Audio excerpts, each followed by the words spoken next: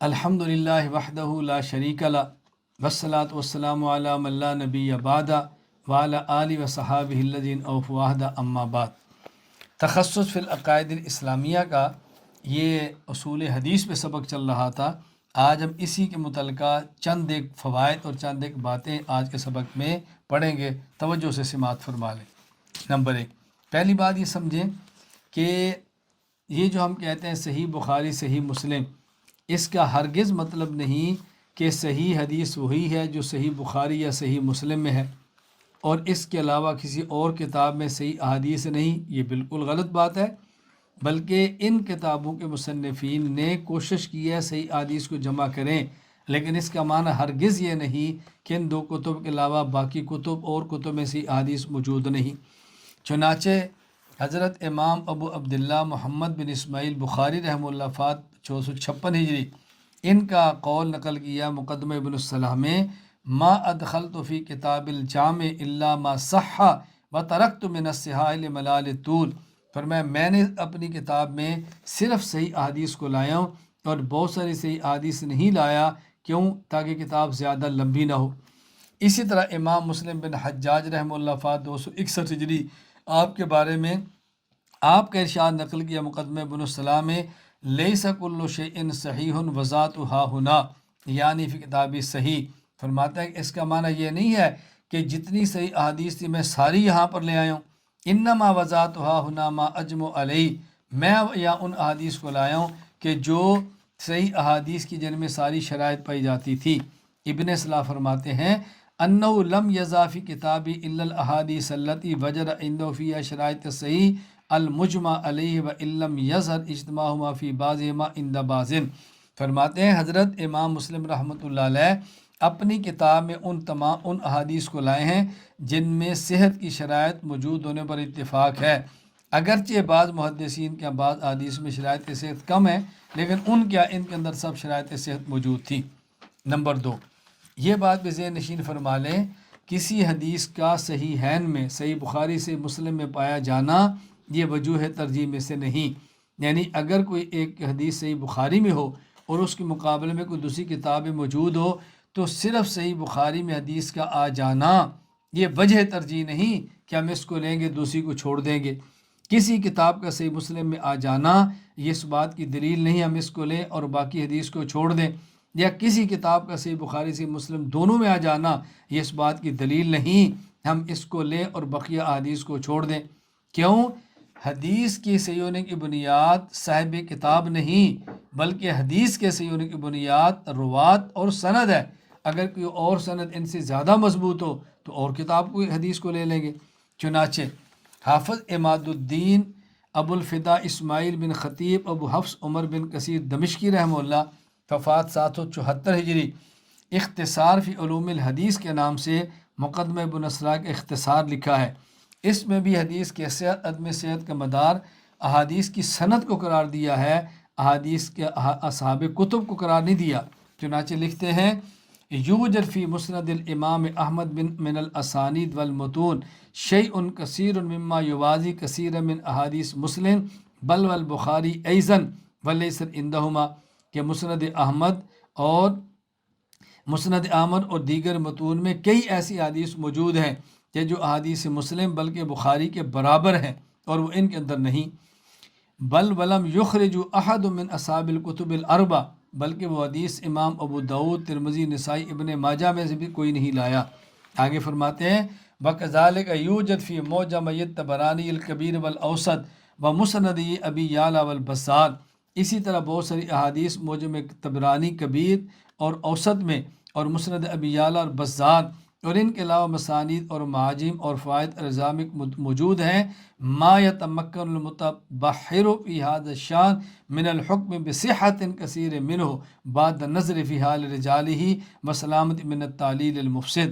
فرمایا جن کے اسانید اور دیکھنے کے بعد بندے کو اندازہ ہوتا ہے کہ یہ بھی ان کے درجے کی صحیح اور ان سے کم صحیح احادیث نہیں ہیں۔ اسی طرح حافظ ابو بکر محمد بن موسیٰ بن عثمان الحازمی رحمہ اللہ وفات 584 ہجری، ایک کتاب لکھی الاعتبار فی الناسخ والمنسوخ من الاثار، الاعتبار فی الناسخ والمنسوخ من الآثار، اس میں باب الترجیحات میں ایک حدیث کو دوسری حدیث پر ترجیح دینے کے لیے 50 وجوہ بیان کی ہیں، ان میں ایک وجہ ترجیح ایسی نہیں بیان کی اگر حدیث صحیح بخاری یا مسلم میں ہو تو اس کو ترجیح ہوگی، ایسی ایک بھی بیان نہیں وجہ ترجیح بیان کی۔ فائدہ نمبر 3، اچھا کسی کتاب کے بارے میں علی الاطلاق یہ دعویٰ کرنا کہ وہ تمام احادیث کے اعتبار سے تمام کتب حدیث پر زیادہ سے یہ درست نہیں ہے، یعنی صحیح بخاری میں یہ کہنا کہ اس کی تمام احادیث اور باقی کتابوں میں تمام احادیث سے زیادہ صحیح ہے، یہ کہنا درست نہیں ہے۔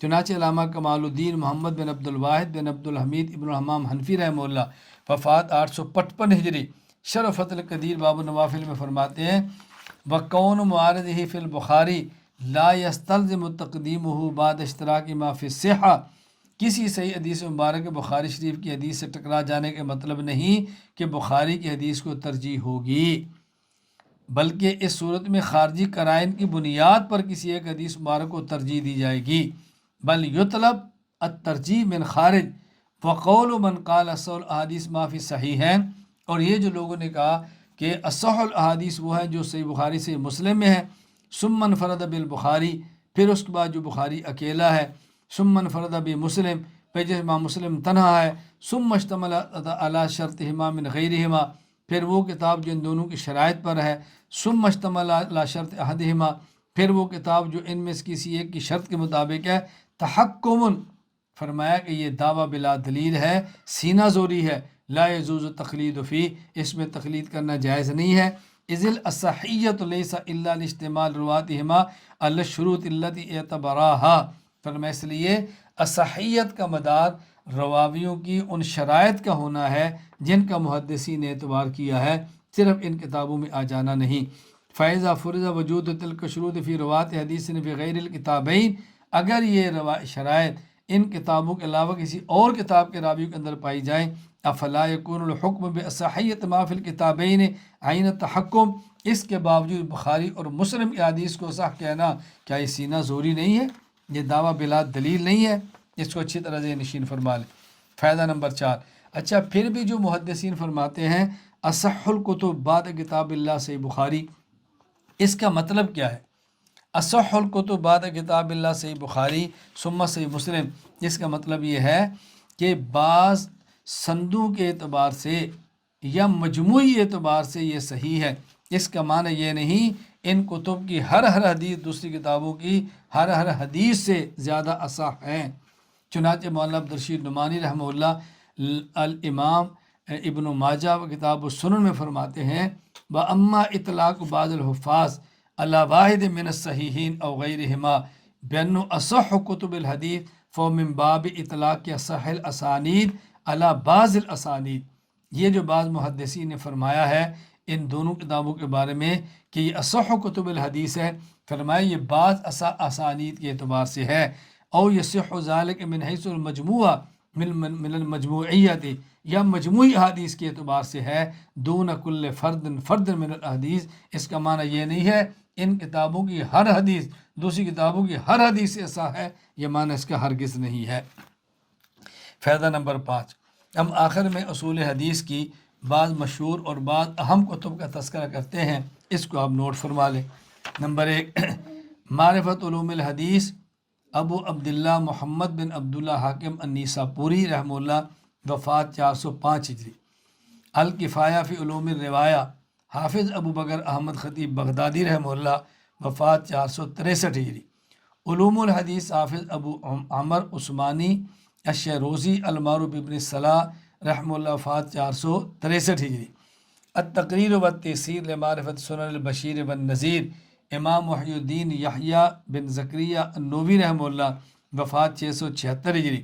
تدریب الراوی فی شرح تقریب النووی، علامہ جلال الدین عبد الرحمن سیوطی رحمہ اللہ وفات 911 ہجری۔ فتح المغیث فی شرح الفقیہ الحدیث، علامہ محمد بن عبد الرحمن السخاوی رحمہ اللہ وفات 902 ہجری۔ شرح نخبۃ الفکر، علامہ ابن حجر عسقلانی رحمہ اللہ وفات 852 ہجری۔ اور یہاں ذہن نشین فرما لیں کہ اصول حدیث میں احناف کی تصنیفات احناف رحمہ اللہ اپنے اصول حدیث زیادہ تر اصول فقہ کے باب السنہ میں بیان کرتے ہیں، کیونکہ باب السنہ میں جو اصول مذکور ہیں وہی ان کے اصول حدیث ہیں۔ اس کے باوجود کئی ایک حضرات نے ان اصولوں کو مستقل تصریح میں بھی ذکر فرما دیا ہے۔ ذیل میں چند تصانیف کا ذکر کیا جاتا ہے۔ نمبر 1، العالم والمتعلم، امام اعظم ابو حنیفہ رحمہ اللہ، وفات 150 ہجری۔ کتاب الحجہ علی اہل المدینہ، امام محمد بن حسن الشیبانی رحمہ اللہ، وفات 179 ہجری۔ الفصول فی الاصول، امام ابو بکر جساس رازی رحمہ اللہ، وفات 310 ہجری۔ شرح نخبۃ الفکر، امام علی بن سلطان الہروی المعروف اللہ علی قاری رحمہ اللہ، وفات 1014 ہجری۔ کوثر النبی، مولانا عبدالعلی فرہاروی رحمہ اللہ، وفات 1239 ہجری۔ مقدمہ فتح الملہم، شیخ الاسلام علامہ شبیر احمد عثمانی رحمہ اللہ، وفات 1369 ہجری۔ قواعد فی علوم الحدیث، مولانا ظفر احمد عثمانی رحمہ اللہ، وفات 1394 ہجری۔ اللہ تعالی ہم سب کو اصول حدیث کے مطابق احادیث کو پڑھنے، سمجھنے اور آگے بیان کرنے کی توفیق عطا فرمائے۔ وآخر دعوانا ان الحمد للہ رب العالمین۔ السلام علیکم ورحمۃ اللہ وبرکاتہ۔